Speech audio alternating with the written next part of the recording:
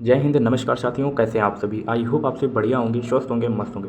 जैसे कि ये क्लास नरेंद्र सर लेने वाले थे, लेकिन किसी कारणवश वो इस क्लास को आगे नहीं जारी रख पा रहे हैं, तो इस क्लास को हम प्रोवाइड कर रहे हैं। और यहाँ पर हम आर्मी से रिलेटेड टॉप 15 क्वेश्चंस को कवर करने वाले हैं, जो सीधा आपके एग्जाम में देखने को मिलेंगे। कोशिश तो यही है कि आपके एग्जाम में मिले, और ज़्यादा से ज़्यादा हम क्वेश्चन वही ला रहे हैं जो काफ़ी बार पूछे गए हैं और जहाँ से पूछने की संभावना सबसे अधिक होती है। पेपर पैटर्न तो आप सभी जान ही गए। जीके के 15 क्वेश्चन पूछे जाएंगे, साइंस के 15 क्वेश्चन, मैथ के 15 क्वेश्चन एंड लास्ट में रीजनिंग के 5 क्वेश्चन पूछे जाएंगे। ये तो रहेगा एग्जाम का पेपर पैटर्न, ठीक है। अगर आप 35 प्लस क्वेश्चन कर लेते हैं या फिर 30 प्लस भी क्वेश्चन सही अटेम्प्ट कर लेते हैं, तो आपका मान के चलिए सिलेक्शन पक्का है, ठीक है। ये सीरीज आपको प्रोवाइड करी जा रही है, जिसमें कम से कम 2 मॉडल पेपर या फिर प्रीवियस ईयर क्वेश्चन आपको डेली वीक्स में प्रोवाइड करे जाएंगे। और अगर आपने काफ़ी अच्छा सपोर्ट किया तो ये सीरीज काफ़ी लंबे समय तक चलेगी, जब तक आपका सिलेक्शन नहीं हो जाता, ठीक है। तो ये क्लास अभी हम ही प्रोवाइड कर रहे हैं, और जैसा कि आप सभी हमसे पूरी तरीके से परिचित हैं, तो इसमें बताने की आवश्यकता नहीं। पहला क्वेश्चन आपके जीके से पूछा गया है, और पहला क्वेश्चन है क्या, हाल ही में प्रधानमंत्री मोदी को सर्वोच्च सम्मान द ऑर्डर ऑफ द मुबारक अल कबीर से किस देश ने सम्मानित किया है। आपके पास 4 ऑप्शन दिए रहेंगे, कुवैत, डोमिनिका, बारबाडोस, गुयाना। तो इसका राइट आंसर क्या हो जाएगा, ऑप्शन ए, ठीक है। अगर आप सभी को इसका आंसर आ रहा है तो कमेंट बॉक्स में देते भी रहिएगा, और अगर आप वीडियो को देख रहे हैं तो कम से कम पेपर कॉपी पेन लेकर बैठे, ताकि आप अपने नॉलेज को भी चेक कर सकें कि आप कितने क्वेश्चन अटेम्प्ट किए और कितने आपने सही किए, ठीक है। यहाँ से भी आपको अपना लेवल पता चल जाएगा। उसके बाद नेक्स्ट क्वेश्चन की ओर बढ़ते हैं, और नेक्स्ट क्वेश्चन यहाँ पर क्या दिया गया है, डेजर्ट साइक्लोन युद्धाभास किस देश के साथ शुरू हुआ। आपके पास 4 ऑप्शन है, संयुक्त अरब अमीरात, कतर, मिस्र, कंबोडिया। तो इसका राइट आंसर क्या हो जाएगा, ऑप्शन ए, संयुक्त अरब अमीरात, ठीक है। उसके बाद नेक्स्ट क्वेश्चन है, निम्नलिखित में से कॉफी का सर्वाधिक उत्पादन करने वाला देश कौन सा है। आपके पास 4 ऑप्शन है, चीन, ब्राजील, भारत, मैक्सिको। तो इसका राइट आंसर क्या हो जाएगा, ब्राजील, ठीक है। आप क्वेश्चंस को नोट भी करते रहिए, अगर नोट नहीं कर रहे हैं तो कम से कम स्क्रीनशॉट ले लीजिए, वीडियो को डाउनलोड कर लीजिए, 2-3 बार देखेंगे चीज़ें आपको अपने आप याद हो जाएंगी। अगर आप चैनल पर पहली बार देख रहे हैं तो चैनल को भी सब्सक्राइब करें, ताकि आपको ये सीरीज आसानी से मिल सके, और अपने दोस्तों में भी शेयर करें जो किसी कारणवश किसी का कोर्स परचेस नहीं कर पाए, तो वो चीज़ें, वो मटेरियल आपको यहाँ पर फ्री में प्रोवाइड करा जा रहा है, तो निश्चित तौर पर ये आपके लिए यूजफुल होने वाला है, ठीक है। उसके बाद चौथा क्वेश्चन क्या है, राष्ट्रीय विकास परिषद का अध्यक्ष कौन होता है। आपके पास 4 ऑप्शन है, राष्ट्रपति, प्रधानमंत्री, मुख्यमंत्री, उपराष्ट्रपति। तो इसका राइट आंसर क्या हो जाएगा, होम मिनिस्टर, यानी कि प्रधानमंत्री, ठीक है। यानी कि PM, prime minister, home minister तो गृह मंत्री हो जाएगा, ठीक है। तो पीएम यानी कि प्राइम मिनिस्टर इसका राइट आंसर हो जाएगा, ठीक है। उसके बाद नेक्स्ट क्वेश्चन है आप सभी का, जनगणना 2011 के अनुसार भारत का सबसे कम जनसंख्या वाला राज्य कौन सा है। आपके पास 4 ऑप्शन दिए रहेंगे, सिक्किम, उत्तर प्रदेश, गोवा, बिहार। तो इसका राइट आंसर क्या हो जाएगा, सिक्किम, ठीक है। आप सभी को इनके बारे में भी थोड़ा थोड़ा सा जान लेना है, जैसे इनकी राजधानी क्या है, ठीक है। तो ये भी आपको कहीं ना कहीं 1-2 मार्क आपके एग्जाम में इंक्रीज करते हुए दिखाई देंगे, ठीक है ना। उसके बाद नेक्स्ट क्वेश्चन क्या है, हाल ही में दिव्यांग हुए पंडित संजय मराठे का संबंध किस वाद्य यंत्र से है। और तबला से संबंधित अभी हाल ही में एक जिनका निधन हुआ है, उनका नाम क्या है, आपको कमेंट बॉक्स में बताना है, ठीक है। सितार, तबला, हारमोनियम, बांसुरी, तो इनका संबंध किससे है, संजय पंडित या फिर पंडित संजय मराठे जी का, ठीक है। तो इनका संबंध किससे है, हारमोनियम इसका राइट आंसर हो जाएगा। उसके बाद नेक्स्ट क्वेश्चन है आप सभी के लिए, निम्नलिखित में से गारो, खासी, जयंतिया किस राज्य में निवास करते हैं। तो इसका राइट आंसर क्या हो जाएगा, आपके पास 4 ऑप्शन दिए रहेंगे, राजस्थान, मेघालय, मणिपुर, सिक्किम। तो इसका राइट आंसर हो जाएगा मेघालय, ठीक है। क्या, मेघालय इसका राइट आंसर हो जाएगा। नेक्स्ट क्वेश्चन है, निम्नलिखित में से संसद की संयुक्त बैठक की अध्यक्षता कौन करता है। अगर आप भी जो भी संसद में विवाद चल रहा होता है उसे सुनते हैं, तो निश्चित तौर पर आप इसका आंसर दे लेंगे। तो इसका राइट आंसर क्या हो जाएगा, लोकसभा अध्यक्ष या फिर लोकसभा स्पीकर, ठीक है। उसके बाद नेक्स्ट क्वेश्चन है, विनेश फोगाट निम्नलिखित में से किस खेल से संबंधित है। अगर आप सभी करंट अफेयर्स के लिए न्यूज़ को देखते हैं या फिर अखबार पढ़ते हैं, तो निश्चित तौर पर इस क्वेश्चन का जवाब दे देंगे, क्योंकि काफ़ी सारे क्वेश्चंस आप अखबार पढ़ने से ही कवर कर लेते हैं, ठीक है। वहाँ पर काफ़ी सारे से मुद्दे दिए रहते हैं, और ये क्वेश्चन मुद्दे से भी संबंधित है। विनेश फोगाट अभी चर्चा में भी रही थी, तो इनका खेल किससे, कुश्ती से है, किससे, कुश्ती से। आपको ये याद रखना है, ठीक है ना। उसके बाद नेक्स्ट क्वेश्चन क्या है, निम्नलिखित में से कौन सा टाइगर रिजर्व मेल नहीं खाता। आपके पास 4 ऑप्शन दिए रहेंगे, सरिस्का, अलवर, पेंच गढ़वाल, वाल्मीकि, हजारीबाग, नागार्जुन, श्रीशैलम। तो इसका राइट आंसर क्या हो जाएगा, ऑप्शन बी, पेंच गढ़वाल, ठीक है। ये मेल नहीं खा रहा है, बाकी सभी सही हैं। उसके बाद नेक्स्ट क्वेश्चन है, सत्य के साथ मेरे प्रयोग। कितनी अच्छी बात लिखी, सत्य के साथ मेरे प्रयोग। अगर आप खुद में सत्य के मार्ग पर हैं, आप खुद के नज़रिए अपने काम पर नज़र रखते हैं, तो निश्चित तौर पर आप एक सही इंसान बनने की ओर कदम बढ़ा रहे हैं। आप अपने मार्ग में अपनी समस्याओं को खुद फेस कर सकते हैं, और काफ़ी ऐसी चुनौतियाँ आती हैं जब अगर आप खुद के कार्यों पर नज़र बनाए रखते हैं, तो निश्चित तौर पर आप गलत की ओर कभी जा ही नहीं सकते, है ना। तो सत्य के साथ मेरे प्रयोग, कितनी अच्छी ये लेखक हैं और किसने इसके बारे में लिखा है, तो उस पर हम बात कर रहे हैं। तो इसका राइट आंसर क्या हो जाएगा, महात्मा गांधी, ठीक है। उन्होंने ये लिखा है, सत्य के साथ मेरे प्रयोग। मैं एक्सप्लेन नहीं कर सका, लेकिन बहुत कुछ कहना चाह रहा था। खैर, फॉरवर्ड करते हैं अपने क्वेश्चन की तरफ। पहला क्वेश्चन यहाँ पर 12 क्वेश्चन क्या है, निम्नलिखित में से किसे विश्व की छत के रूप में जाना जाता है। विश्व की छत बहुत इंपॉर्टेंट है, विश्व की छत काफ़ी सारे एग्जाम में भी पूछा गया है। तो इस आपके पास 4 ऑप्शन दिए रहेंगे, आल्प्स पर्वत, माउंट एवरेस्ट, पामीर पर्वत, दक्कन का पठार। तो इसका राइट आंसर क्या हो जाएगा, पामीर का पठार या फिर पामीर पर्वत, ठीक है, जिसे क्या बोलते हैं, विश्व की छत के रूप में जानते हैं। एंड नेक्स्ट क्वेश्चन यहाँ पर दिया गया है, हाल ही में छत्तीसगढ़ के नए मुख्यमंत्री कौन बने। 4 ऑप्शन है, नेफ्यूरियो, पेमा खांडू, रेवंत रेड्डी, विष्णुदेव सहाय। तो इसका राइट आंसर क्या हो जाएगा, विष्णुदेव सहाय, ऑप्शन डी इसका राइट आंसर हो जाएगा, जैसा कि आप यहाँ पर तस्वीर में भी देख सकते हैं। उसके बाद नेक्स्ट क्वेश्चन है, जोजिला दर्रा कहाँ पर स्थित है। इसका आंसर आई होप मैक्सिमम लोग दे लेंगे, ठीक है। तो इसका राइट आंसर क्या हो जाएगा, जम्मू एंड कश्मीर, ठीक है। कहाँ है ये दर्रा, जम्मू एंड कश्मीर में। दर्रा किसे बोलते हैं, यानी कि 2 पहाड़ों के बीच से निकलने वाला जो रास्ता होता है उसे हम दर्रा बोलते हैं, ठीक है। आई होप आपको ये समझ में आया होगा। नेक्स्ट क्वेश्चन है, एडिलेड स्टेडियम किस देश में स्थित है। काफ़ी चर्चा में भी रहता है, अगर आप क्रिकेट देखते हैं तो निश्चित तौर पर आप इसका आंसर दे लेंगे, क्योंकि देखिए 2 ही ऐसी टीम है जिनके बीच महामुकाबला होता है और लोग काफ़ी इंटरेस्टिंग तरीके से देखते हैं, ठीक है। तो इन टीमों में से अगर आप जानना चाहें सबसे खतरनाक टीम कौन है जिसके साथ भारत अक्सर जब मैच होते हैं तो लोग देखना ज़्यादा पसंद करते हैं, तो ऑस्ट्रेलिया इसका राइट आंसर हो जाएगा। एडिलेड स्टेडियम कहाँ पर है, ऑस्ट्रेलिया में। ऑस्ट्रेलिया और भारत का जब भी मुकाबला होता है वहाँ पर जो इंटरेस्ट आता है क्रिकेट देखने का वो अलग ही लेवल का होता है, ठीक है। तो एडिलेड कहाँ स्थित है, ऑस्ट्रेलिया में, ठीक है। नेक्स्ट क्वेश्चन है, मानव में पाचन की क्रिया कहाँ से प्रारंभ होती है। ये तो कॉमन सेंस वाला क्वेश्चन है, आई होप आप सभी दे देंगे, ठीक है। मुख से ही स्टार्ट होती है, अगर आप भोजन को सही से ना चबाएं, अच्छे से उसे ना चबाएं, तो क्या पाचन आपका व्यवस्थित रूप से हो पाएगा, नहीं हो पाएगा ना। तो मुख इसका राइट आंसर हो जाएगा और मुख से ही पाचन की क्रिया प्रारंभ होती है। नेक्स्ट क्वेश्चन है, प्रतिरंची ग्रंथि है। 4 ऑप्शन है, एड्रीनल, थाइमस, थायराइड, पीयूष। तो इसका राइट आंसर क्या हो जाएगा, ऑप्शन बी थाइमस इसका राइट आंसर हो जाएगा, ठीक है। जो क्वेश्चन नए आपको लग रहे हैं आप उन्हें 2-3 बार देखें ताकि आपको उनके आंसर याद हो जाए। नेक्स्ट क्वेश्चन है, संकटकालीन हार्मोन है। 4 ऑप्शन है, ऑक्सीटोसिन, एड्रेनलिन, वैसोप्रेसिन, थाइमोसिन। तो इसका राइट आंसर क्या हो जाएगा, एड्रेनलिन, ठीक है। ऑप्शन बी इसका राइट आंसर हो जाएगा। नेक्स्ट क्वेश्चन की ओर फॉरवर्ड करते हैं, किस अंग का आकार सेम के बीज के समान होता है, ठीक है। हृदय, वृक्क, आमाशय, आँख। तो इसका राइट आंसर क्या हो जाएगा, वृक्क, ठीक है। नेक्स्ट क्वेश्चन की ओर फॉरवर्ड करते हैं। देखिए यहाँ पर मिसप्रिंट हो गया, नंबरिंग जो है वो मिसप्रिंट हुआ है, उस पर आप ना जाइए। आपके 15 क्वेश्चंस आपको प्रोवाइड करे जा रहे हैं, उस पर आप ध्यान रखिए, उस पर नजर बनाए रखिए आपने कितने क्वेश्चन सही किए, है ना। लेवल भी आप अपना चेक करते रहें। मानव में निषेचन की क्रिया कहाँ पर होती है। 4 ऑप्शन है, आपको इसका राइट आंसर बताना है, ठीक है। तो इसका राइट आंसर क्या हो जाएगा, ऑप्शन डी फिलोपियन ट्यूब। क्या फिलोपियन ट्यूब में निषेचन की क्रिया प्रारंभ होती है या वहीं से निषेचन स्टार्ट होता है। नेक्स्ट क्वेश्चन की बात करेंगे, पौधे के किस भाग में पानी व खनिज लवण का अवशोषण होता है। आपके पास 4 ऑप्शन है, जड़, तना, पत्ती, पुष्प, ठीक है। तो इसका जवाब दीजिए। तो इसका राइट आंसर क्या हो जाएगा, जड़। अगर आप सभी विलेज से बिलोंग करते हैं तो निश्चित तौर पर इसका आंसर दे लेंगे, क्योंकि इसलिए भी बोल पा रहा हूँ क्योंकि वहाँ के जो पर्सन हैं, जो लोग हैं, जो बच्चे हैं, जो स्टूडेंट हैं, वो खेती करना अच्छे से जानते हैं और इस प्रश्न को वो भली भांति स्पष्ट रूप से समझते भी हैं, है ना। तो ये उनकी खासियत है और इसी बेस पर मैंने ये उनसे बोला, ठीक है। नेक्स्ट क्वेश्चन है, बंदूक से निकलने वाली गोली पीछे की ओर झटका देती है, इसका कारण क्या है या फिर इसमें गति का कौन सा नियम लगता है, ठीक है। तो इसमें गति का तीसरा नियम लगता है क्रिया प्रतिक्रिया का। क्या, क्रिया प्रतिक्रिया। आपने पढ़ा होगा या आपको टीचर ने बताया होगा, जब टीचर आपको मारते हैं तो ऐसा नहीं है वो चोट आपको लगती है, टीचर के हाथ में भी लगती है, इसीलिए इसे क्रिया प्रतिक्रिया का नियम बोलते हैं, जिससे न्यूटन के तीसरे नियम से समझा जा सकता है, ठीक है। गति का तीसरा नियम इसका राइट आंसर हो जाएगा। उसके बाद अगर आपको देखिए शोर आ रहा है तो आप उसे अवॉइड करिए, आप इसे अपने इन्फॉर्मेशन तक ही सीमित रखिए। आप उस लेवल पर आ चुके हैं, उस स्तर पर आ चुके हैं कि आपको क्या पढ़ना है, क्या समझना है, क्या अवॉइड करना है और कहाँ पर कैसे निर्णय लेना है, ठीक है। तो ये चीज़ें तो आपको आ ही रही होंगी। नेक्स्ट क्वेश्चन है, यदि बैरोमीटर का पाठ्यांक तेजी से नीचे गिरता है तो क्या संकेत देता है। देखिए तेजी से नीचे गिर रहा है, कोई चीज़ तेजी से बढ़ती है, अचानक तेजी से घटती है, तो निश्चित रूप से कुछ न कुछ ऐसी घटनाएं होती हैं जो देखने लायक नहीं होती हैं। अर्थात कहने का मतलब कुछ ऐसी ही घटना घटित होती होगी जो हमें देखने लायक या फिर समझने लायक नहीं होती, जैसे आंधी व चक्रवात। ये ऐसी आपदाएं हैं जो काफ़ी तेज़ी से आती हैं, काफ़ी तेज़ी से जाती हैं और काफ़ी नुकसान पहुंचाती हैं, ठीक है ना। उसके बाद नेक्स्ट क्वेश्चन है, घनत्व का मात्रक क्या होता है, यानी कि डेंसिटी का मात्रक क्या होता है। तो द्रव्यमान बटे क्या होता है, आयतन होता है। तो द्रव्यमान का मात्रक क्या होता है, किलोग्राम, और आयतन का मात्रक मीटर क्यूब, यानी कि जो भी होता हो तो किलोग्राम मीटर क्यूब आता है, ठीक है। आयतन को मीटर क्यूब में ही मापा जाता है, ये आपको पहले से पता है, तो किलोग्राम प्रति मीटर क्यूब इसका राइट आंसर हो जाएगा। नेक्स्ट क्वेश्चन है, विद्युत विभव व विभवांतर किस प्रकार की राशि है।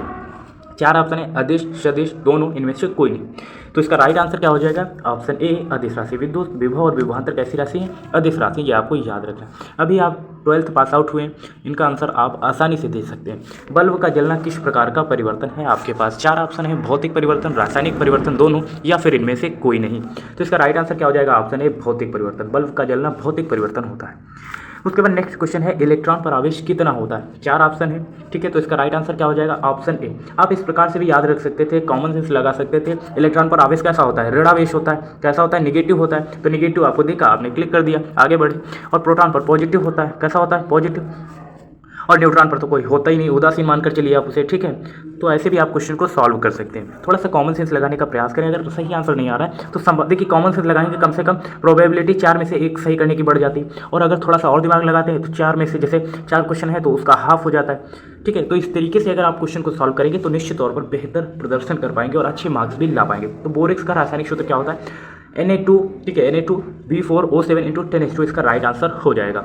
उसके बाद नेक्स्ट क्वेश्चन की ओर चलते हैं। निम्न में से किसे या निम्न में से किस कोयले का उपयोग सड़क निर्माण में किया जाता है? चार ऑप्शन है, पीट, लिग्नाटाइट, बिटुमनी, एंथ्रासाइट। तो बिटुमनी इसका राइट आंसर हो जाएगा। तो इसका राइट आंसर क्या हो जाएगा? बिटुमनी, ठीक है। क्या? बिटुमनी इसका राइट आंसर हो जाएगा।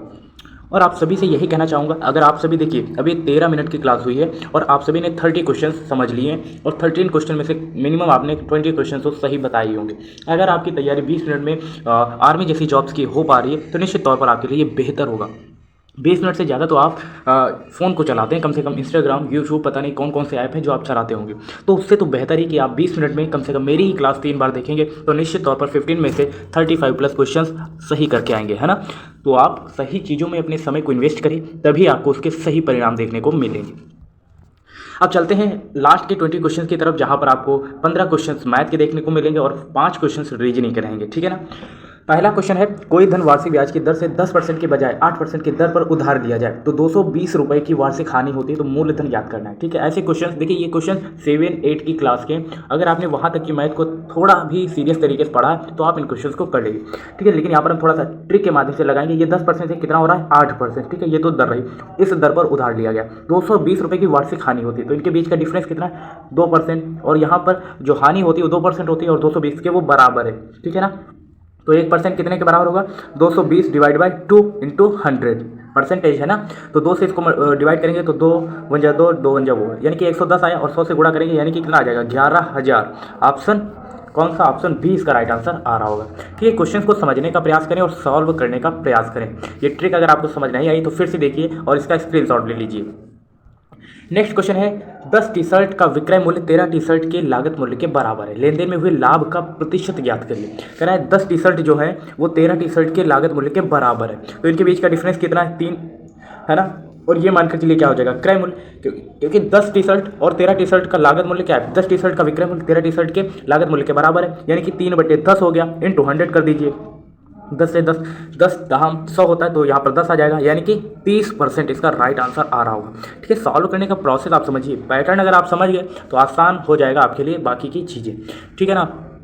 उसके बाद नेक्स्ट क्वेश्चन यहाँ पर क्या दिया गया? वर्तमान में अरुण और दीपक की आयु का अनुपात 4:3 है। ठीक है, अरुण ये रहा, दीपक ये रहा, इनकी आयु का अनुपात कितना है? 4:3। ठीक है ना। अब कह रहा है 6 वर्ष बाद, यानी कि 6 वर्ष बाद अरुण की आयु 26 वर्ष हो गई। ये तो भैया हो गया 26 वर्ष के, और इनकी आयु पता नहीं हमें। अब करें क्या? अब यहाँ पर क्वेश्चन को समझने का प्रयास करो। कह रहा है कि 6 वर्ष बाद अरुण की आयु 26 वर्ष हो जाती है, यानी कि 6 वर्ष पहले कितने का होगा? वो 20 वर्ष का होगा। अब इसका अनुपात 4:3 से किया जा रहा है, यानी कि 4x इसको मान लीजिए ये 20 के बराबर है, तो x कितने के बराबर होगा? 4 × 5 = 20, है ना। x और 5, तो ये 5 से मल्टीप्लाई कर दो तो इसका आ जाएगा 15। समझ गए ना। इसको अगर 4x मान सकते हैं तो इसको 3x मानेंगे, तो 3x, x की वैल्यू 5 आई, यानी कि 5 5 × 15, वर्तमान आयु कितनी इसकी हो जाएगी? 15। अब इसका रेशियो भी आ रहा है 4:3। देखो 5 से इसे आप डिवाइड करिए, 5 से 5 × 20 ये आ गया, और 5 × 15 ये आ गया, यानी कि 4:3 भी आ रहा है, यानी कि 15 वर्ष जो होगी वो दीपक की वर्तमान आयु होगी। आई होप आपको समझ में आया होगा ना। ठीक है, उसके बाद नेक्स्ट क्वेश्चन की ओर चलते हैं। 60% किलोग्राम वाली चाय 88% किलोग्राम वाली चाय के अनुपात में मिलाई जाए ताकि मिश्रण का मूल्य 68 प्रति किलोग्राम हो जाए। अब आपसे यहाँ पर अनुपात पूछा गया है। ठीक है, तो ये हो गया 60 प्रतिशत और ये हो गया 88%। देखिए जब तक आप ट्रिक से नहीं सॉल्व करेंगे कोई भी एग्जाम आप इतनी आसानी से क्लियर नहीं कर पाएंगे, क्योंकि वहाँ पर टाइम मैनेजमेंट से ही आपका एग्जाम क्रैक होता है, क्योंकि चीज़ें सभी को आ रही होती, किसी को लॉन्ग प्रोसेस से आ रही होती है, किसी को शॉर्ट प्रोसेस से, ठीक है ना। तो इस तरीके से अगर आप सॉल्व करेंगे, चीज़ें आपको आना आवश्यक नहीं है, आप उसे कितनी जल्दी सॉल्व कर लेते हैं ये बहुत मायने रखता है, ठीक है। अब क्या किस अनुपात में मिलाया जाए ताकि उनका मिश्रण 88 प्रति किलोग्राम 68 प्रति किलोग्राम हो जाए, सॉरी, तो 68 ये प्रति किलोग्राम। अब इनके और इनके बीच का डिफरेंस कितना है 20, और इसके बीच का डिफरेंस कितना है 8 का। अब इसका रेशियो अगर आप 4 से इसे काटेंगे तो कितना आ जाएगा, 4 पंचे 20 और 4 दूनी 8, यानी कि 5:2 इसका राइट आंसर आ रहा होगा, ऑप्शन बी इसका राइट आंसर आ रहा होगा, ठीक है ना। इस तरीके से आपको सॉल्व करना है, दिमाग लगाना है, ठीक है। उसके बाद नेक्स्ट क्वेश्चन की ओर फॉरवर्ड करते हैं। एक आदमी एक दिन में 20 पेड़ लगाता है तो वह 5 दिन में कितने पेड़ लगाएगा। अरे ये तो वही बात होगी, अगर एक पेन की कीमत 5 रुपये है तो 4 पेन कितने रुपये में मिलेंगे, 20 रुपये में। आपने क्या किया, मल्टीप्लाई, सेम ही रहेगा, 20 पंचे कितना हो जाएगा 100, यानी कि 100, ऑप्शन बी इसका राइट आंसर आ रहा होगा। नेक्स्ट क्वेश्चन है, राजू एक कॉपी 12 रुपये में खरीदी। राजू ने एक कॉपी को 12 रुपये में उसने खरीदा, तो एक दर्जन कॉपी कितने रुपये में बाय करेगा या खरीदेगा। देखिए मिसप्रिंट हुआ है, तो वही बात होगी जैसे अभी एक पेन आपने 5 रुपये में खरीदा था तो 4 पेन कितने में खरीदे थे 20 में, सेम वही एक कॉपी अगर आप 12 रुपये में खरीद रहे हैं तो एक दर्जन कॉपी कितने रुपये में खरीदेंगे, तो एक दर्जन में यानी कि 12 होता है, और 12 रुपये प्रति कॉपी मूल्य है उसका, तो 12 से मल्टीप्लाई कर दो, यानी कि कितना आ जाएगा 144, 144, ऑप्शन डी इसका राइट आंसर आ जाएगा। नेक्स्ट क्वेश्चन है, वायु भुजा वाले एक घन का आयतन क्या होगा। ठीक है, यहाँ पर संख्याएं दी गई, तो यहाँ पर कोई एक संख्या होनी चाहिए थी लेकिन मिसप्रिंट हुआ है, आप इसे 3 मानेंगे तो 3 वाई ये भुजा हो गई। घन का आयतन क्या होता है, भुजा क्यों, तो 2 3 3 9 दिए 27 वाई क्यों, तो ऑप्शन ए इसका राइट आंसर आ जाएगा। चूंकि 125 वाई क्यूब भी दिया गया है तो यहाँ पर आप 5 वाई भी मान सकते हैं, मिसप्रिंट हुआ है ना, तो 3 या 5 मान लीजिए, तो ऑप्शन बी वैसे तो दोनों सही है। ठीक है, इस तरीके से बहुत अगर यहाँ पर दिया रहता है बहुत ए एंड सी तो वो आप क्लिक कर देते हैं। ठीक है, ये आई होप आपको आ गया होगा ये क्वेश्चन। नेक्स्ट क्वेश्चन है, निम्नलिखित में से किसी पूर्ण संख्या के 3 गुणे में 21 जोड़ दिया जाए तो वो 98 हो जाती है, तो वो संख्या क्या तेरी। पूर्ण संख्या आप किसी को भी मान लीजिए, ठीक है, 1 2 3 किसी को भी, तो पूर्ण संख्या माना x हो गया। अब कह रहा है उसका 3 गुना कर दिया, कह रहा है उसमें 21 जोड़ दें, तो 21 हमने जोड़ दिया तो वह कितनी हो गई 98, यानी कि 98 इक्वल हो गई। अब करेंगे इस समीकरण को सॉल्व कर लो, 21 उसमें से माइनस करेंगे तो कितना आएगा 77। अब एक्स यहाँ पर मल्टीप्लाई में 3 के साथ, तो 3 डिवाइड में चला जाएगा, यानी कि 77/3 इसका राइट आंसर आ रहा होगा। क्योंकि ये तो ऑप्शन में है नहीं, ये भी मिसप्रिंट हुआ है, तो 77/3 इसका राइट आंसर आ रहा होगा। ठीक है, आप अपनी प्रोसेस और पैटर्न पर विश्वास रखें, आपका जो फार्मूला है उस पर विश्वास रखें, बाकी आंसर आ रहा है नहीं आ रहा है वो अलग की बात है। ठीक है ना। नेक्स्ट क्वेश्चन है, समबाहु त्रिभुज की एक भुजा की माप 8 सेंटीमीटर है, तो इसका क्षेत्रफल आपको बताना है। समबाहु त्रिभुज का क्षेत्रफल क्या होता है, √3/4 भुजा स्क्वायर, यही होता है ना, तो √3/4 हमने किया, भुजा स्क्वायर यानी कि 8 का स्क्वायर तो कितना हो जाएगा 64, और 4 से इसे काटेंगे तो ये 16 आ जाएगा, यानी कि 16√3 मीटर या सेंटीमीटर जिसमें दिया गया है उसका स्क्वायर, तो ऑप्शन बी इसका राइट आंसर आ रहा होगा। ठीक है ना। देखो अभी तक आपने जितने भी क्वेश्चंस देखे वो 6 to 8 की मैथ से ही क्वेश्चन पूछे गए, मैथ की स्पेशली बात कर रहा हूँ। और रही बात जीके जीएस की, तो अगर आप 6 से लेकर 8 तक की जो भी हिस्ट्री ज्योग्राफी अगर आप उसे अच्छे से पढ़ लेते तो निश्चित तौर पर आप अच्छे स्कोर करेंगे, 35+ क्वेश्चन तो आप ऐसे ही कर लेंगे। ठीक है ना। नेक्स्ट क्वेश्चन दिया गया है, इसका आपको क्यूब ज्ञात करना है, तो मल्टीप्लाई में तो आप इससे पहले मल्टीप्लाई कर लीजिए, तो 16 पंचे कितना होगा 80 और 2 0। अब आपको बताना है 8000 किसका क्यूब होता है। ठीक है, तो 6 का तो होगा नहीं, 5 का भी नहीं होगा, 5 लास्ट में आएगा, और इसका भी नहीं आएगा क्योंकि इसमें लास्ट में 4 या 2 रहता है अक्सर, तो 20 का रहेगा, 2 दूनी 4 दूनी 8। ठीक है, तो इसका राइट आंसर क्या हो जाएगा ऑप्शन सी, ये तो आपको याद ही रहना चाहिए। नेक्स्ट क्वेश्चन है, यदि 20 व्यक्ति किसी काम को 18 दिन में कर सकते हैं तो 60 व्यक्ति उसी काम को करने में कितना समय लेंगे। तो इसके लिए एक फार्मूला होता है, आप इसे याद रखिए, MDH, ठीक है, डिवाइड बाय W1 यानी कि वर्ग 1, और नेक्स्ट होगा MDH डिवाइड बाय W2। ठीक है, अब क्वेश्चन यहाँ पर क्या कह रहा है, काम तो सेम ही है, काम कैसा है सेम ही है, तो कह रहा है 20 व्यक्ति यानी कि मेन M से मेन होगा 20 हो गया। ठीक कह रहा है किसी काम को 18 दिन, डे मतलब D से मतलब डे 18 दिन, हावर दिया नहीं गया तो उसे लिखेंगे नहीं। W1 मान लीजिए कोई काम X है, ठीक है, उसके बाद 60 व्यक्ति यहाँ पर दिए गए तो 60, डे पूछ ही रहा है तो डे आप डे ही रखिए, H हावर यानी कि घंटा तो दिया नहीं गया उसे छोड़ दीजिए। W2 यानी कि कह रहा है उसी काम को जो एक व्यक्ति, जैसे 20 व्यक्ति किसी काम को 18 दिन में करते हैं और उसी काम को, यानी कि काम कितना रहेगा सेम ही रहेगा, X ही रहेगा, तो X से X कट जाएगा। और आपको पता है ये सामने अगर रहता है तो इस तरीके से मल्टीप्लाई यानी कि कट भी जाता है, आपको ये तो बेसिक चीज़ आई रही हुई। 20 दिया कितना हो जाएगा 60, और 3 6 का 18 यानी कि डे कितना आएगा 6 दिन, इसका राइट आंसर आ रहा होगा ऑप्शन डी। तो उसी काम को 60 व्यक्ति कितने दिन में कर देंगे 6 दिन में कर देंगे। ठीक है ना, प्रोसेस समझ में आए। आप इस फार्मूले को याद रखिएगा, किस फार्मूले को, MDH divide by W1 MDH divide by W2। इस फार्मूले की मदद से आप इस तरीके के क्वेश्चंस को आसानी से कर लेंगे। ठीक है, ये फार्मूला बहुत इंपॉर्टेंट है। नेक्स्ट क्वेश्चन है यहाँ पर, जब 25,000 रुपये मूल्य का स्कूटर 15,000 रुपये में बेचा जाता है तो हानि का प्रतिशत ज्ञात करिए। तो ये तो भाई कक्षा 6 का सवाल आ गया। हानि प्रतिशत बराबर क्या होता है, हानि गुणे 100 डिवाइड बाय क्रय मूल्य। ये क्वेश्चन तो आपको आने चाहिए भाई, ये भी नहीं आ रहा है तो फिर बहुत शर्म की बात है। ठीक है, तो हानि कितनी हो रही है 10,000 की। ठीक है, 25,000 में खरीदा और 15,000 में बेचा, तो हानि तो 10,000 की हो गई ना। 10,000 लिखो, 100 कर दो मल्टीप्लाई में, क्रय मूल्य कितना है 25,000, 1 2 3 0। ठीक है, अगर मल्टीप्लाई या फिर कुछ करने में गड़बड़ हो रही है तो ये मत समझिए मैं बहुत बड़ा एक्सपर्ट हूँ, मैं भी आप ही तरीके का स्टूडेंट हूँ, ग्रेजुएशन कर रहा हूँ। बस यही है दायित्व जो मुझे आ रहा है वो अपने दोस्तों में शेयर कर रहा हूँ, ताकि उन्हें देखिए कम चीज़ों में कम रिसोर्सेज में अच्छी चीज़ें मिल सके। ये मेरा एक प्रोसेस है जो लोगों तक पहुँचाना चाह रहा हूँ, एक सोच है जिसके माध्यम से लोगों की मदद करना चाह रहा हूँ, और निश्चित तौर पर इसमें कहीं ना कहीं मेरा भी स्वार्थ होगा। ठीक है, तो ऑप्शन सी इसका राइट आंसर हो जाएगा। उसके बाद नेक्स्ट क्वेश्चन है गुणनखंड करिए। अब आप ही बताइए ईमानदारी से, गुणनखंड करना आपने कक्षा 6 में सीखा है और गुणनखंड भी नहीं किए पा रहे तो फिर बहुत शर्म की बात है। आप इसके गुणनखंड करिएगा, अप्रॉक्सीमेटली देखिए इन्हीं में से होगा कोई, ये तो भाई आपको भी पता होगा। हाँ, ये मेरे कहने का मतलब है 6 और 7 इसके 2 डिजिट बन के आएंगे जिनसे संबंधित इसे सॉल्व करेंगे, तो आप इसे सॉल्व कर लीजिएगा। गुणनखंड करना है, लंबी प्रोसेस आएगी तो आप अपने खुद से भी कर सकते हैं ना। ठीक है, वैसे इसका राइट आंसर जो होगा वो ऑप्शन सी होगा। ठीक है, अप्रॉक्सीमेटली मैंने खुद सॉल्व किया था इसीलिए मैं बोल पा रहा हूँ। नेक्स्ट है यहाँ पर देखिए, ये लुप्त संख्या आपको ज्ञात करनी है। यहाँ पर जो संख्या आएगी प्रोसेस एक देखना भी हो क्या रहा है। यहाँ पर देखो, इसमें हमने +2 कितना किया +4, ठीक है 107 हो गया। उसके बाद हमने क्या किया -2 तो 105 हो गया। इसमें क्या किया +4, फिर क्या हुआ 109, 109 में से 2 घटाएंगे तो 107 हुआ। 107 में +4 करेंगे 111 हुआ। 111 में से -2 करेंगे 109 होगा। अब क्या होगा +4 होगा, यही हो रहा है ना, +4 -2 +4 -2 +4 -2 +4, तो कितना आएगा 109 में 104 जोड़ेंगे तो कितना आएगा 113 आएगा ना। और यही इसका राइट आंसर आ रहा है, यानी कि ऑप्शन बी इसका राइट आंसर हो जाएगा। कितना 113 ठीक है ना। नेक्स्ट क्वेश्चन है, यदि 15 अगस्त को लाल किला तो 26 जनवरी के लिए क्या चुना जाएगा। देखिए 15 अगस्त को लाल किला तो 26 जनवरी को क्या, सिंपल सी बात है इंडिया गेट। ठीक है ना, तो ऑप्शन बी इसका राइट आंसर हो जाएगा। नेक्स्ट क्वेश्चन है, देखिए आप इसे थोड़ा सा समझने का प्रयास करें। मैं 10 मीटर पूर्व में चला, ठीक है, इसके लिए आपको ये ग्राफ आना चाहिए। क्या होता है, ये ऊपर की ओर रहता है उत्तर, नीचे की ओर रहता है दक्षिण, लेफ्ट यानी कि राइट में क्या रहता है, राइट में रहता है पूरब एंड लेफ्ट में रहता है आपका पश्चिम, यही होता है ना। अब हम इस क्वेश्चन को सॉल्व करेंगे इस बिंदु को मान करके। ठीक है ना, कह रहा है 10 मीटर पूर्व में चला तो 10 पूर्व इधर है तो 10 मीटर हम इधर चल गए। इसके बाद कह रहा है उत्तर दिशा यानी कि ऊपर की ओर चले, कितना 20 मीटर, हम 20 मीटर ऊपर चले।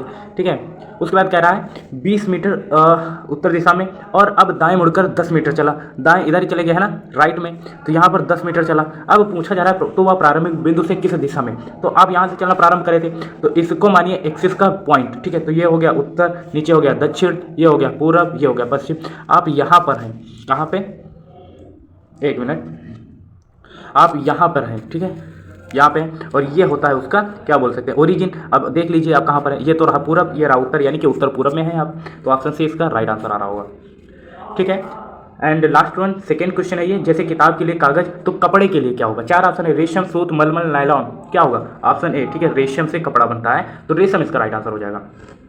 15 क्वेश्चन यहाँ पर क्या है, विक्ट्री को सांकेतिक भाषा में इस तरीके से लिखते हैं। ठीक है, और फिर उसके बाद उसी भाषा में सक्सेस को कैसे क्या लिखेंगे, तो वी के बाद वाई कितने नंबर पर आता है। ठीक है, यानी कि +3 होके आया है, आई के बाद एल +3 होके आया, यानी कि इसका डिजिट क्या चल रहा है, क्रम +3 +3 +3 चल रहा है, इस तरीके से चल रहा है। ठीक है, तो सक्सेस में जो हर वर्ड है उसमें +3 करके जो नेक्स्ट एलिमेंट्स आएंगे वही इसका राइट आंसर होगा। ठीक है ना। अंत में यही कहना चाहूँगा कि देखिए आप सभी के लिए, अगर आप भी 12th में किसी कारणवश फेल हो गए या कुछ भी रहा हो प्रोसेस, या फिर अभी आप 12th कर ही रहे हैं, या फिर आपके जानने पहचानने वाले जो भी 12th कर रहे हैं, जो भी हो, अगर आपके संपर्क में 12th के स्टूडेंट हैं तो आप उन्हें ये चैनल रिकमेंड कर सकते हैं। और बहुत जल्द मैं आप सभी के लिए कुछ इस तरीके की वीडियोस लेकर आ रहा हूँ, आप 12th में अच्छे स्कोर प्राप्त कर सके, अच्छा स्कोर कर सके, अच्छे मार्क्स लेकर आ सके, आप सभी को चीज़ें बहुत अच्छी तरीके से समझाई जा सके, तो आप हमारे चैनल को सब्सक्राइब कर सकते हैं। और इस तरीके की वीडियो बहुत जल्द आपको यूट्यूब पर देखने को मिल जाएंगी इसी चैनल पर, और सभी चीज़ें आपको फ्री में प्रोवाइड करी जाएंगी, कोई भी आपसे चार्ज नहीं किया जाएगा। बस यही है कि आप हमें सपोर्ट करें, शेयर करें। और लास्ट में कुछ पंक्तियां हैं जो कहना चाहूँगा कि छोटों को प्यार दें और बड़ों को सम्मान दें, छोटों को प्यार दें, बड़ों को सम्मान दें, और अपना व्यक्तित्व इस प्रकार विकसित करें कि महिलाएं आपके पास सुरक्षित महसूस करें। ये पंक्तियाँ, इनमें जान है और कहीं ना कहीं ये हमारे समाज की सोच को भी दर्शाता है। तो इसीलिए हमें अपना व्यक्तित्व इस प्रकार विकसित करना है कि कम से कम महिलाएं तो आपके पास सुरक्षित महसूस करें। मिलते हैं ऐसी नेक्स्ट इन्फॉर्मेटिव और मजेदार वीडियो के साथ, तब तक के लिए जय हिंद, नमस्कार। देखते रहिए SS लाइफ टाइम।